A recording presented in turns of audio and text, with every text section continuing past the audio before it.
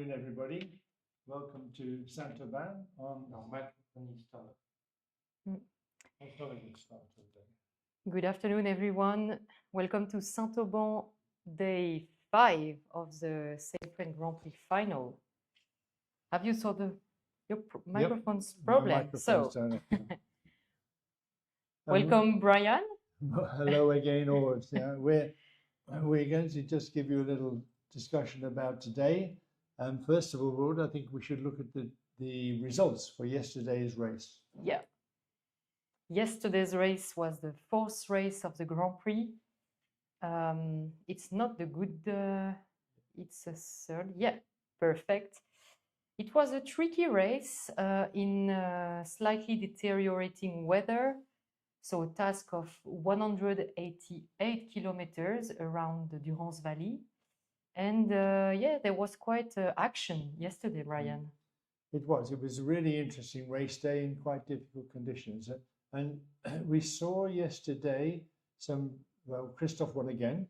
That's the second day Christophe's won in quite difficult conditions. So he's proving to be a very patient pilot and working out how to get the most out of these conditions. Yeah. We saw one of the surprise. Well, Peter Millinard second again. He'll be very pleased with his performance there, and he has also showed great patience yesterday. He climbed it in the valley of La Motte du Caire in only less than 0.5 of a meter. Yeah. He was very patient, and it was really the key behavior yesterday to finish the task. One of the surprises yesterday was Adrien Henry.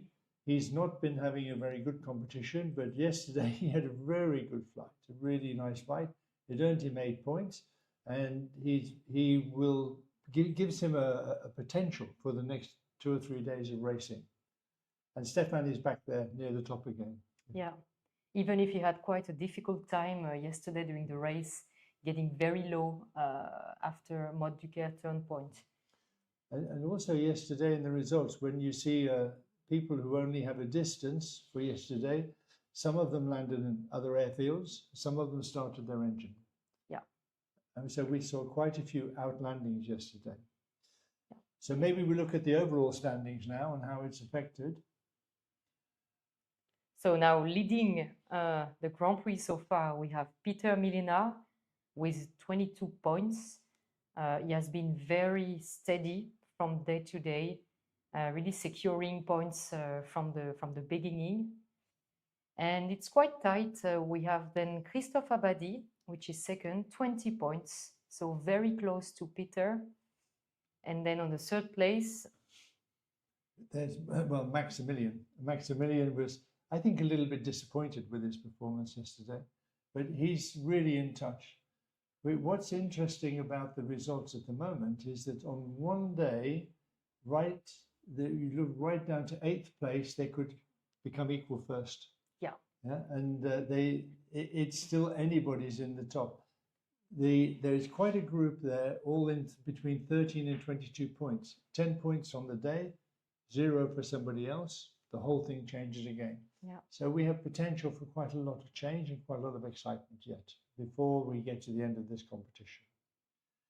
So we go from the results. I just want to talk for a moment or two about the 13th series, because this is the world final of the Sailplane Grand Prix 12th series, and we now go into the bidding process for the 13th series. So if you want to run a World Sailplane Grand Prix national competition, which is a qualifying competition for the next series, now is the time to start thinking about bidding. And Zeb, maybe you could have the website. Do you have the SGP website available for us? And on the SGP website, if we look at Series 13, and we go down the page, you'll see that the final for this 13 series is already decided in Chile, and René will talk more about that later in the day, and we'll publish some information about that. If we look further down the page, you'll find that there's advice for the, if I just go back up a little bit, here we are, notes for bidders. So you can find some information about bidding for a Sailplane Grand Prix in your country, and you'll find the application form to make the bid. These bids need to be with the Sailplane Grand Prix team by the October the 31st. And then we will look at the potential bids and we will decide which are the ones that are most suitable for the series. Any club can bid. You need to have the resources to bid. Check the notes for bidders, see what it says. If you think it's going to suit your club, a small competition will suit small airfields, but you need to have a team of people who are able to promote the sport, because the whole purpose of the National Grand Prix is to promote the sport in your country and to use it as a way of spreading the publicity of gliding locally and nationally in your country, as well as providing a pilot for the Grand Prix final, which will be in Chile. So we'd like to go from there into today. Maybe we're going to look at the grid walk and see what's happening on the field with Claire. Hi, welcome to Saint-Auban.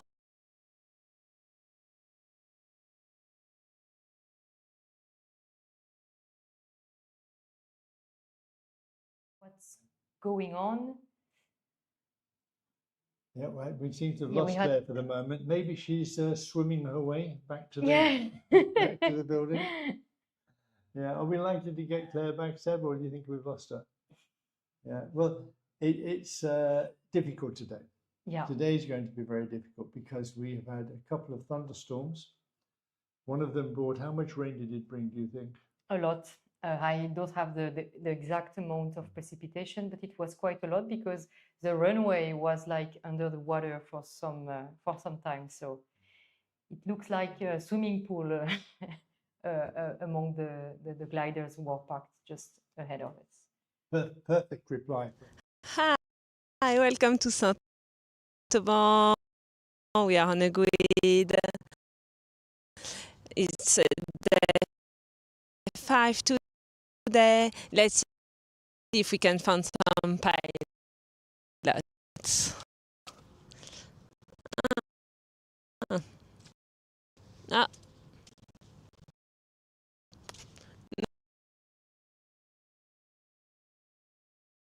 I think there must be water in the system. Yeah, the water just damaged the microphone, and yeah, we had some technical issues. So the grid walk of today won't be displayed right now. We're going to send out a dinghy, a life raft, yeah. to retrieve Claire. She's swimming around out there somewhere looking for the pilots, who I think have all gone for the afternoon off. Because today we are not likely to fly. We're not going to fly today. Maybe we could look at the weather forecast that Ord gave this morning. And it's a short weather forecast we gave on Facebook this morning to keep you all informed as to what's happening here in Saint-Auban. Good morning. Today is the 5th day of the Sailplane Grand Prix final in Saint-Auban. Unfortunately, today the weather isn't very good. We are under a large front which is bringing a lot of cloud and precipitation, as we can see here on this satellite animation. We are just here. So you see that we are under this wide band of clouds, and these clouds are also generating a lot of precipitation and also thunderstorms. So today we cancelled the day, it's a rest day for the pilots, and we are looking forward for a better weather window tomorrow. So, well, thank you, Ord. Yeah, thank you, Brian. Yeah, as you see also on the screen, displaying the webcam current situation in Saint-Auban to the east, so it's really dark. It was raining a few minutes ago, and now it's slightly improving from the west, but it's really too short to be able to launch the gliders for a race. So we have Benjamin here, Benjamin Negler, who is the competition director. What's going to happen today, Benjamin? Oh, I will cut my hairs. Me too. Yeah, Me too. Yeah. I try to do that. Yeah, it's time to think about myself from time to time, and yeah, it's the right time. Yeah, but it was not an easy decision. So we had a lot of talks yesterday about this. Do we cancel or not? And we the pilots needed also to rest a bit. I think so. It was the right opportunity for us, and the weather and the sky made it easy at the end to cancel the day quite early on the morning, and to ensure that everybody was had a good rest. But I know that also it will enter this discussion about tomorrow is day 6, race 5. Yeah. We enter this mess with numbers, huh? No. Tomorrow is race 5. Okay, Race so it's a 5. no day. Okay, so we make it day 5 and only day 6 for the last day. Yeah. Tomorrow is looking better. Tomorrow is looking better. Yeah. And so we have potentially two more days, Friday and Saturday. That's 20 more points to be won for the winners. Actually, it's 21 points because on the last day is a bonus point for the winner. So it's anybody's yet still. We have. I can see the overall score, and there are a lot of pilots who can be world champion in 2 days.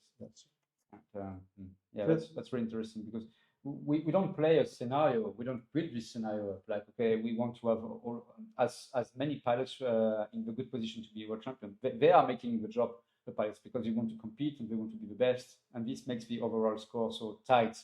And this is really interesting. Also because you noticed with Brian a few minutes ago, Christophe Abadi, and we had a lot of talk with Christophe because he's a friend also, and he's not a specialist for mountain area. And sometimes with this kind of weather, you have to breathe a bit.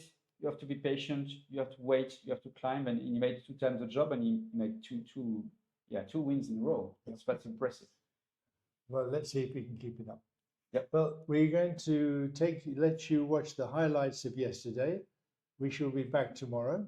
This evening, we will be putting some more information on the website with videos about aspects of the Sailplane Grand Prix. Thank you for joining us. Enjoy the highlights from yesterday, and we'll see you tomorrow at 1:30 again. Thank you, Seb. We'll have that highlights now.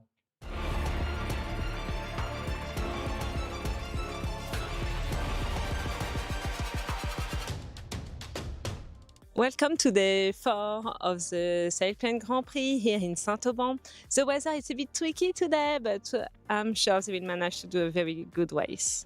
Race 4 start and first leg have been straightforward. All pilots quite close to each other. A big split occurred around the first turn point, Col de Cabre, with plenty of options. Some pilots starting to struggle to gain altitude in the area. Going towards turn point to Colombis, it became even more obvious for the pilots that today could be a decisive day in the SGP final. You can lose it all. 2 main options, but different routes emerged. Some would prefer to use the ridges, flying between 1,200 meters and 1,600 meters. Others taking their time to climb in weak lifts, trying to stay high, reaching from time to time 2,200 meters. Didier House decided to take the lead on the low ridges near Montmort, but unfortunately had to outland. Mario escaped low through Seo's ridges and jumped over the Gap Valley. Stefan Langer and Stefan Göttler tried to climb on the Pic de Bure, but couldn't reach the summit. It was a clever move that inspired other pilots like Christophe Abadi, Peter Millenard and Maximilien Seyss to get as much energy as they could before trying to glide towards turn point 2. The group of pilots who turned Colombis turn point 2 very low with Kevin Faure, Mario Kissling and Alberto Sironi fighted for a long time close to Gap. Only Kevin managed to get out onto the good side of Malop Ridge. Mario and Alberto couldn't cross the ridge and had to use the engine to fly back to Saint-Auban. Further south, Stefan Langer was pushing very low on the ridges close to La Motte-du-Quai airfield. He ended up on the Hungry Rock next to Sisteron airfield, joined by Kevin Faure, where they made an amazing recovery from less than 1,000 meters. The major move occurred before turn point 3, La Motte-du-Quai, where Christophe, Peter, David, Adrian and Stefan took some time to climb at almost 2,100 meters altitude, securing height to safely cross the Col de Jouer. Then they used the well-aligned ridges of Auton-Big for a smooth way back home. It was a very long final glide for the pilots, and after turning Cusson, it was even more tight between Toulima, Christophe Abadi and Mike Peter Millenard. At the end, Christophe won the day, followed by Peter, and David Bauder from Germany completing the podium. Race 4 was definitely selective, full of twists and turns, and impressive recoveries. Congratulations to all the pilots for their